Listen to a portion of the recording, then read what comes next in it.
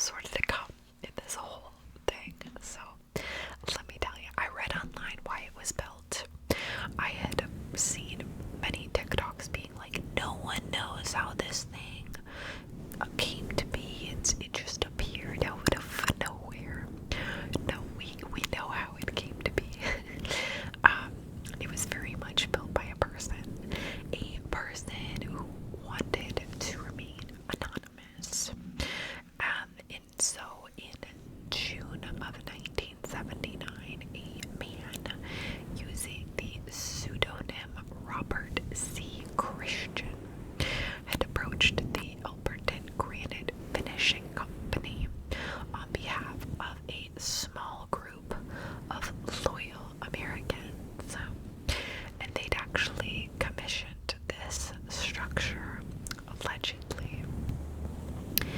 Now, Christian had explained that this structure would be sort of a compass, calendar, and clock, and would be capable of withstanding catastrophic events.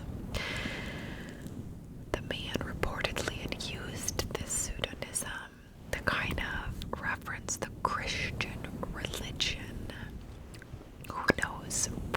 I think I know, but people believe it's sort of a way to provide a sense of security to people referencing this, because it's something they know, something they might like, but isn't in relation to that at all. So this Christian man said that a man named Christian said that he had wanted to build a granite monument that would rival the Stonehenge. And he drew inspiration for the structure after he'd actually paid a visit to it. However, he had said that while it was impressive, Stonehenge had nothing to communicate, so it seemed. So Joe Fendley of Elberton Granite had believed that he was crazy and actually attempted to discourage him from creating this structure, and he did so by pricing the quote for this several times higher than any project which he had previously constructed that was similar to this one, explaining that the construction of the Guidestones would require additional tools and consultants, which it didn't. But even though he tried to discourage him, to Fendley's surprise, Christian wasn't discouraged by that price. So I guess the guy just made more money off it. So when arranging the payment, Christian had claimed that he had represented a group that had been planning on constructing these Guidestones for over 20 years, and they'd all wanted to remain anonymous, so they'd all contributed towards this thing. He had said that he chose Elbert County because of its abundance of local granite, the rural nature of its landscape, the mild climate, and family ties to this region. The total cost of this project was never revealed. However, it's estimated to be over $100,000 US, and at that time, it's equivalent to about $373,000 in 2021.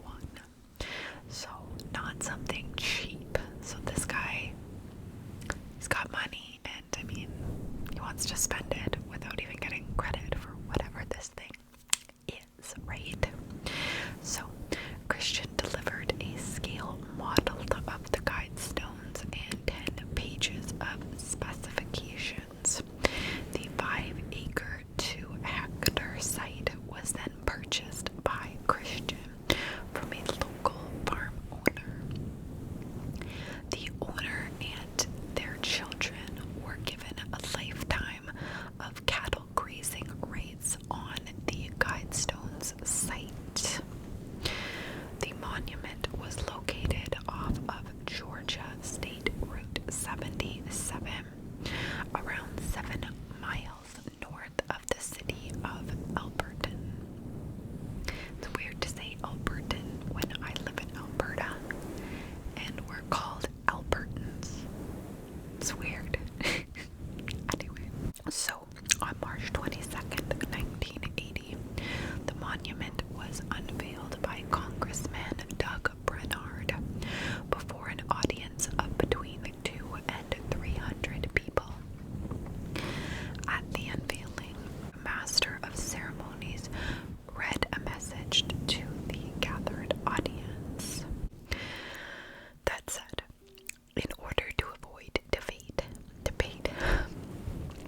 the sponsors of the Georgia Guidestones, have a simple message for you, human beings, now and for the future.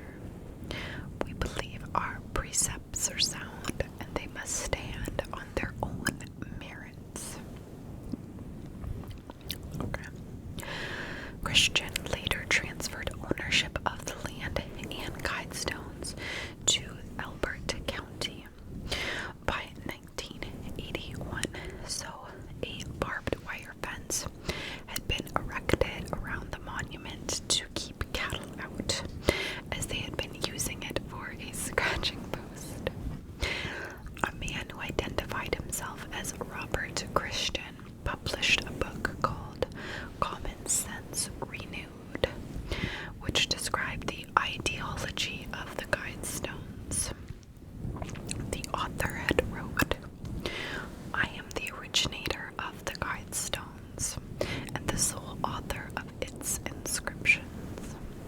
I have had the assistance of a number of other American citizens in bringing the monument into being. We have no mysterious purpose or ulterior motives. We seek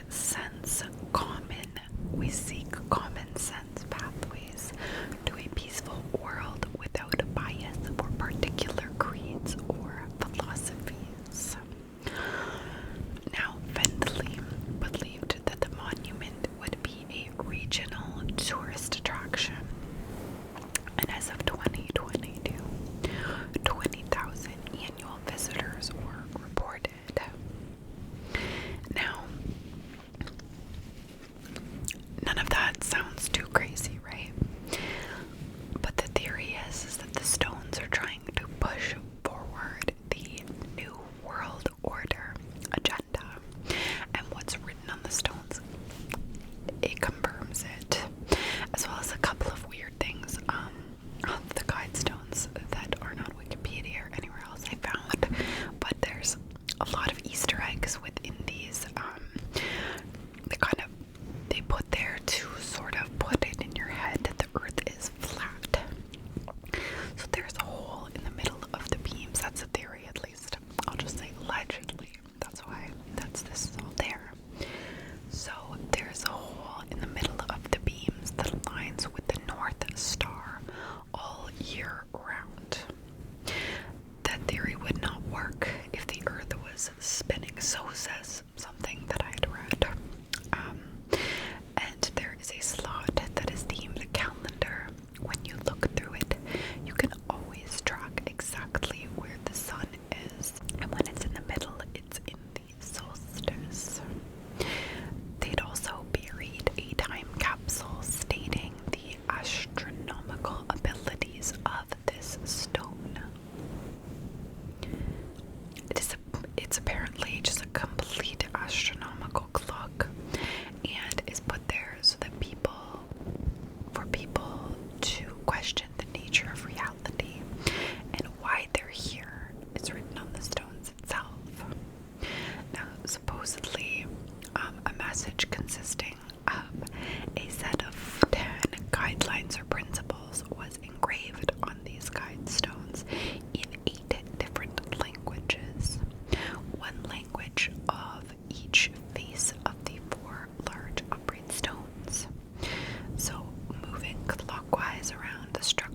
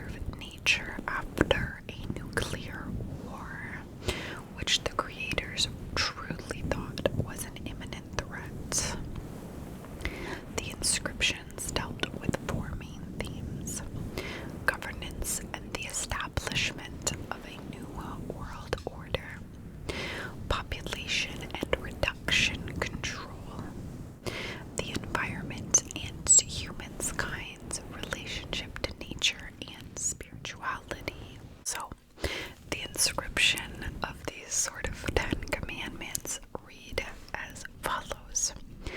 Number 1, maintain humanity under 500 million people in perpetual balance with nature.